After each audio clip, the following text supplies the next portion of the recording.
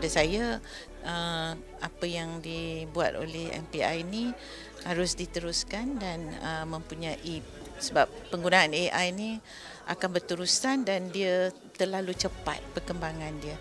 Dan saya secara peribadi banyak manfaat yang saya dapat tentang website ataupun apps yang saya perlu rujuk dalam penggunaan AI untuk karier saya sebagai seorang ahli akademik.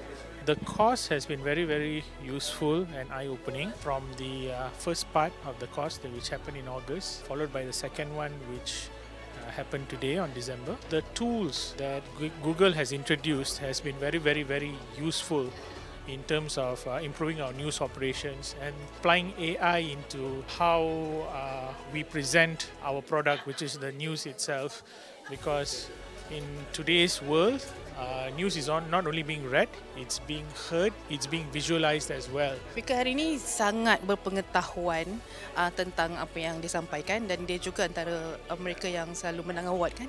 So memang dipandang tinggilah berkredibiliti untuk menyampaikan program untuk hari ini, dan saya berharapkan program macam ini dapat diperluaskan bukan saja kepada yang hari ini, sebab kebanyakannya professors, editors, semua lepas ni untuk mereka-mereka yang mungkin entry level reporters yang baru rookie dan juga mid level, so that mereka faham penggunaan terkini. Sebab macam few months ago saya tak sempat attend, tapi saya sempat ambil tahu jugalah apa yang dia pelajari. Tapi bagi hari ni dah tukar, within months teknologi dah bertukar, tools dah bertukar.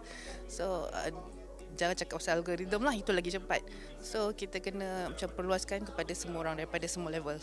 Itu cadangan saya lah. Terima kasih banyak MPI kerana bagi peluang.